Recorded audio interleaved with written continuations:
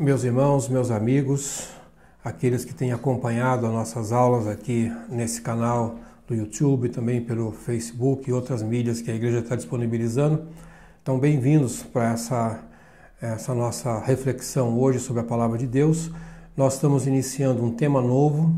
Agora vamos fazer uma série de aulas sobre os 10 mandamentos, com o foco na cristandade atual, ou dos dias de hoje, né? Então o nosso tema principal será os 10 mandamentos para os cristãos de hoje, né? Eu sou Marcos Domingos, sou aqui da Igreja Batista da Lapa. O nosso tema que vai abordar os 10 mandamentos, né? Então nós vamos ter que voltar boa parte do tempo lá no Velho Testamento, né? Principalmente no livro de Êxodo, e também algumas situações do livro de Números e Deuteronômio, porque fazem parte do nosso estudo o decálogo, não é? Ou talvez na expressão do hebraico, as 10 palavras, né? Que são os fundamentos do judaísmo e do cristianismo também. Os 10 mandamentos, eles foram dados por Deus, né, no deserto do Sinai. O povo tinha saído do Egito. Aproximadamente, já tinham passado cerca de 50 dias. Eles tinham caminhado cerca de 700 quilômetros. É impressionante como que aquela multidão andou até que rápido, cerca de 20 quilômetros por dia. E no deserto eles tiveram aquelas experiências incríveis, né? Eles viram Deus abrir o mar, eles tiveram problema com água, águas amargas, Deus restaurou o sabor da água, tiveram problemas de novo com água quando Moisés feriu a rocha, tiveram que enfrentar uma guerra no meio desse caminho, tudo dentro desse período de aproximadamente 50 dias, né? E aí nesse momento em que nós estamos ali, Deus fala com eles sobre os seus mandamentos, né? Então Deus esperou um certo tempo e uma certa aflição do povo para ir propor uma aliança, né, com eles. Essa era a ideia que Deus estava trabalhando com aquele povo. Vamos lembrar que o povo hebreu havia entrado no Egito cerca de 400 e poucos anos antes, quase 500 anos. Imagine você um povo que ficou vários séculos ali, no meio de um povo pagão. É de surpreender que esse povo não tenha se misturado com os deuses egípcios ali. E eles ainda mantiveram uma cultura de Abraão, de cultuar um Deus único. E certamente eles não tinham todas as informações, eles não tinham, como nós temos hoje, a palavra escrita, com tantos dados. Eles tinham ali histórias que se contavam de Jacó, de José, daqueles outros todos, mas eles não tinham o que nós hoje podemos chamar de da lei completa, nada, né? Então isso que é surpreendente, Deus então se mostra para eles ali no deserto poderoso, para que eles pudessem saber em quem eles iriam crer, né? Então esse é o cenário que nós encontramos ali. E coincidentemente, quando Deus fala com o povo e vai apresentar os 10 mandamentos, no 50º dia, é alguma coisa semelhante ao Pentecoste, porque eles saíram do Egito na Páscoa, andaram 50 dias, e aí vem Deus, se revela a eles de forma extraordinária, né? E aí dá os 10 mandamentos. Assim como Jesus também, né, passou pela Páscoa e depois 50 dias tivemos o Pentecoste. É uma semelhança muito interessante. Bom, alguns podem pensar, até por influência do filme, que os 10 mandamentos surgiram assim quase que num passe de mágica, não é? Mas não, Deus foi trabalhando com eles ali durante alguns dias. Moisés subiu cerca de 7 vezes no Monte Sinai, não é?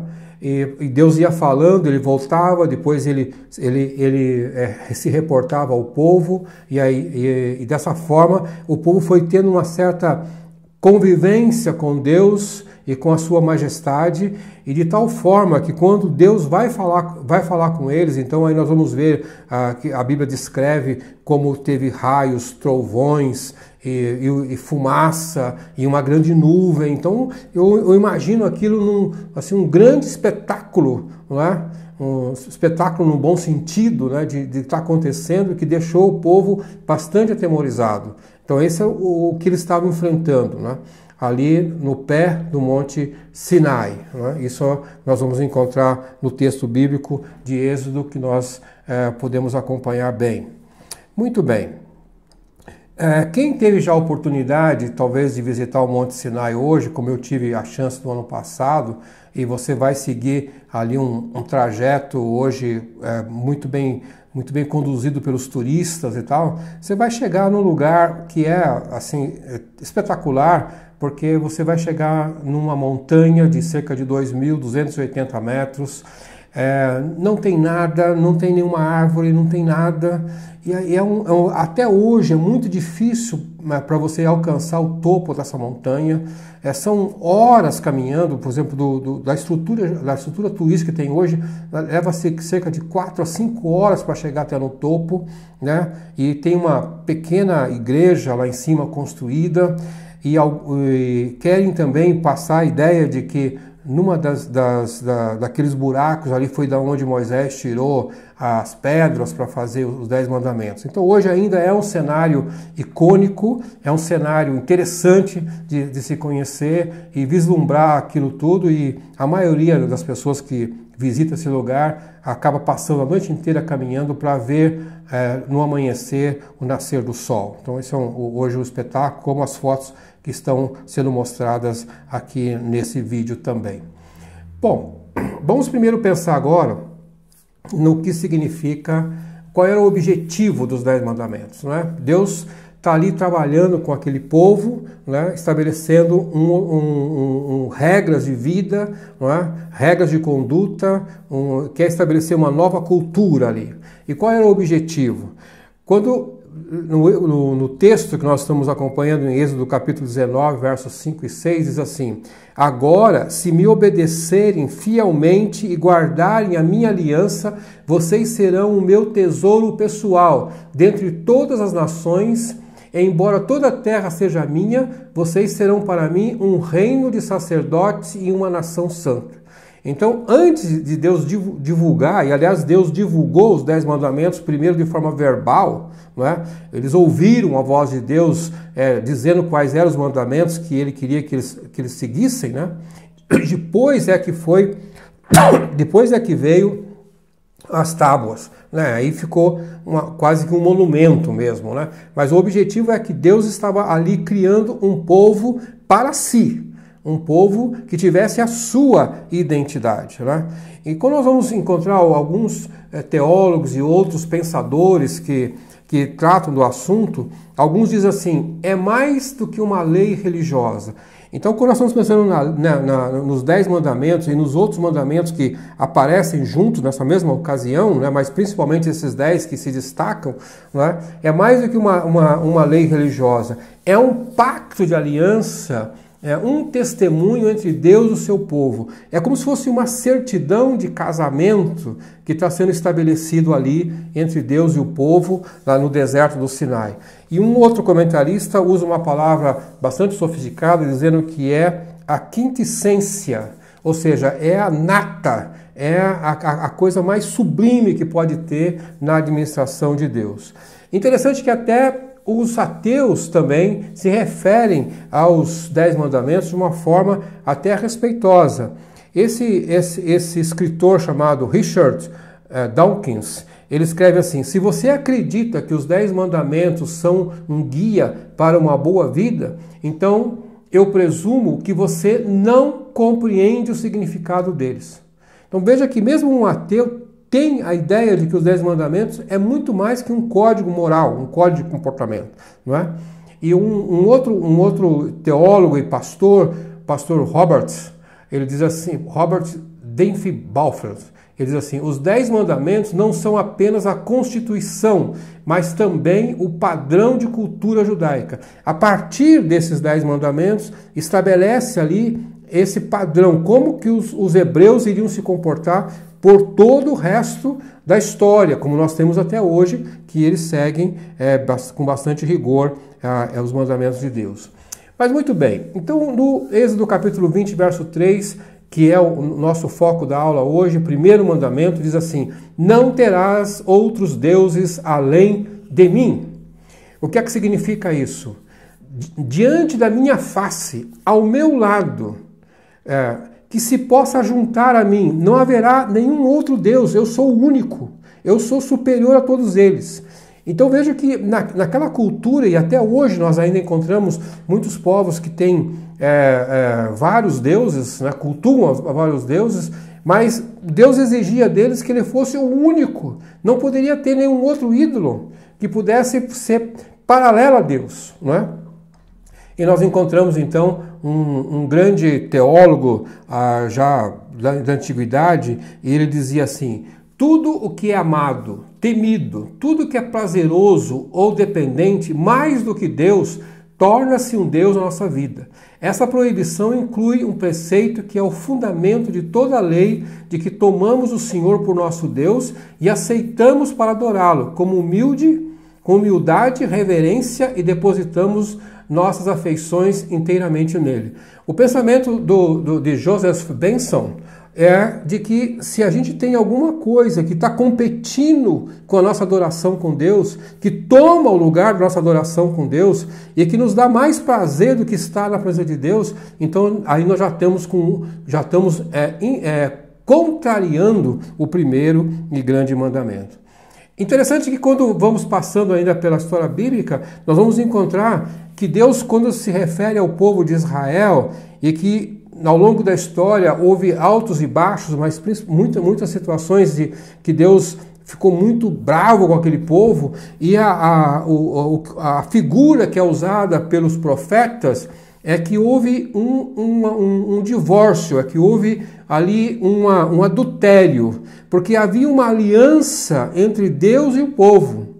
Uma aliança que tem uma declaração, são os 10 mandamentos. Inclusive, as tábuas faziam parte do tabernáculo, como um testemunho de que Deus tinha feito um pacto com aquele povo. E aí, quando eles se perderam por influência de outros povos que estavam na Terra Prometida, Jeremias escreve assim, durante o reinado do rei Josias, o Senhor me disse, você viu o que fez Israel, a infiel? Subiu todo o monte elevado e foi para debaixo de toda a árvore verdejante para prostituir-se. Usa uma figura de como uma mulher adúltera que vai trair o seu marido, e até interessante que ele faz uma alusão, que ela foi para um monte elevado, aí vai nos lembrar que também que ela profanou os 10 mandamentos que foram dados no monte, não é? E o Tiago também diz assim, adúlteros, vocês não sabem que a amizade com o mundo é inimizade com Deus? Quem quer ser amigo do mundo faz ser inimigo de Deus. Né? Então, o que nós estamos concluindo aqui nesses versos bíblicos é, não obedecer os mandamentos é uma atitude de infidelidade e de prostituição. Jeremias aponta o lugar do adultério no monte. Não é? É uma afronta a Deus, que Deus deu os mandamentos também no monte. E nós vamos então, continuando, pensar assim, que desrespeitar os mandamentos de Deus é uma tentação a ser vencida desde Adão. Notem que o diabo se apresenta para Adão e Eva e faz com que os dois eles contrariem a autoridade de Deus. E ele diz assim, vocês serão como Deus. Então o que o diabo estava fazendo com Adão e Eva era, muito antes ainda dos 10 mandamentos, era questionar a unicidade de Deus, a sua onipresença, a sua onipotência. Então, na verdade, antes de existir os 10 mandamentos, já havia a tentação de contrariar Deus contra a sua superioridade, a sua soberania, não é? E depois encontramos Jesus também sendo tentado pelo próprio diabo, né? Quando depois de passar por 40 dias no deserto, aí ele diz assim, então se você me adorar, tudo será seu. Note que o diabo, acho que o grande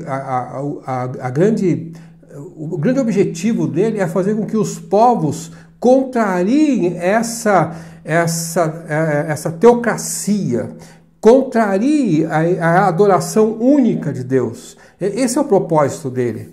E aí Jesus resiste à tentação invocando o primeiro e grande mandamento, não é? Que ele diz, só adorarás a Deus, e usa o texto de Deuteronômio que nós vamos ver em seguida. Não é? Respondeu-lhe Jesus, o mais importante é esse, ouve, ó Israel, o Senhor nosso Deus, o Senhor é o nosso único Senhor.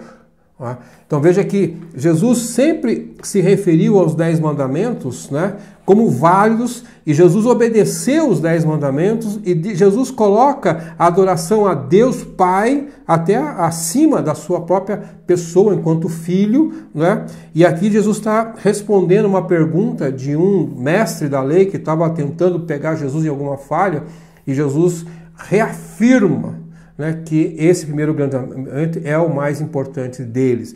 Então, quando nós falamos que vamos estudar os 10 mandamentos do ponto de vista da cristandade hoje, nós estamos falando que o próprio Cristo assegura isso.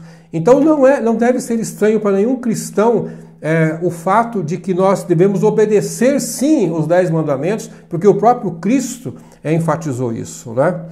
E aí veja que em uma outra circunstância, nós vamos encontrar então, quando Jesus conversando ainda com um daqueles que estavam ali perguntando para ele, né, no mesmo capítulo de Marcos, capítulo 12, né, chega um e repete para Jesus esses mandamentos. Jesus fala assim, você não está longe do reino de Deus. Então veja que os súditos do reino dos céus são fiéis aos mandamentos de Deus. Aquele homem, aquele que a gente não sabe bem aqui se era um saduceu, se era um fariseu, mas era alguém que conhecia bem a lei, ele entendia intelectualmente dos grandes mandamentos. Jesus fala assim, você não está longe do reino do céu. Quer dizer, para você poder fazer parte do reino do céu, você vai ter que ter essa aliança com Deus e respeitar os seus mandamentos. Eu queria fazer uma reflexão aqui para os nossos dias, né? Será que há alguma coisa que está competindo com o nosso Deus? Um comentarista chama isso de Deus funcional, que algumas vezes nós tentamos justificar a nossa não observância desse grande primeiro mandamento, apresentando algumas coisas que são funcionais ou que são operacionais. Exemplo, sono. Então a pessoa diz assim, domingo é o único dia que eu consigo dormir até tarde, não dá para ir ao culto. Percebe que aí nós colocamos alguma coisa na face de Deus que é mais importante do que a adoração a Deus. E há muita gente que prefere mesmo dormir do que gastar o seu tempo e adorar a Deus. Outros falam assim, como é que eu posso ser dizimista, cooperar com o reino, como é que eu vou pagar minhas contas? Então aí tem uma dúvida de colocar alguma coisa que é mais importante do que participar do reino. Outros, às vezes, hoje na modernidade, nós estamos vendo as pessoas tão entusiasmadas com as mídias sociais, principalmente com o celular, que eles não conseguem ficar longe disso, é como se fosse um amuleto na mão das pessoas. Nem no culto eles conseguem se desligar, muitas vezes, daquilo que está sendo anunciado no celular. Então isso, eu diria, é um Deus também. Assim como o futebol, que alguns, quando tem um bom jogo do seu time, também falta ao culto e aí vai. Então temos vários deuses. Muito bem. Uma pesquisa que foi feita nos Estados Unidos em 1991, que se tornou famoso em um livro chamado The Day America Told the Truth. Então significa que eles fizeram uma pesquisa com várias pessoas e perguntaram assim para eles, o que você faria para ganhar 10 milhões de dólares? Várias perguntas. E eles concluíram em várias respostas, mas aquelas que eu selecionei para cá é o seguinte, 87% dos americanos não consideram os 10 mandamentos como obrigatórios e relevantes. 25% deles, se tivessem a chance de ganhar 10 milhões de dólares, abandonariam a igreja. e 25% se prostituiriam por uma semana desde que tivesse a chance de ganhar 10 milhões. Então vejam que Deus é esse, né, do dinheiro, que consegue colocar em dúvida a nossa obediência a Deus. Então, concluindo essa nossa abordagem, né, então a primeira pergunta a ser respondida é o seguinte: os 10 mandamentos valem para os cristãos hoje? Resposta: sim, absolutamente sim. Porque Jesus diz em Mateus capítulo 5, verso 17, eu vim para cumprir a lei e não para revogar a lei. Agora, uma outra coisa que me chamou muita atenção é que quando houver uma tentação, né, quando nós somos pedidos a uma tentação, como Jesus foi no deserto, o texto que nós encontramos a tentação de Jesus, principalmente em Lucas, fala que Jesus foi tentado durante os 40 dias. Essa é a ideia que aparece lá. Mas o que ficou registrado na Escritura parece ser somente quando o diabo vai questionar a Jesus do ponto de vista da sua fidelidade a Deus.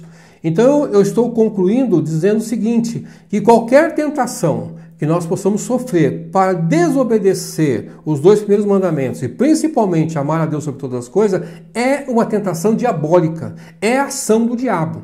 Nós temos que tomar muito cuidado para que o diabo não introduza na nossa mente uma tentação para desobedecer o primeiro grande mandamento.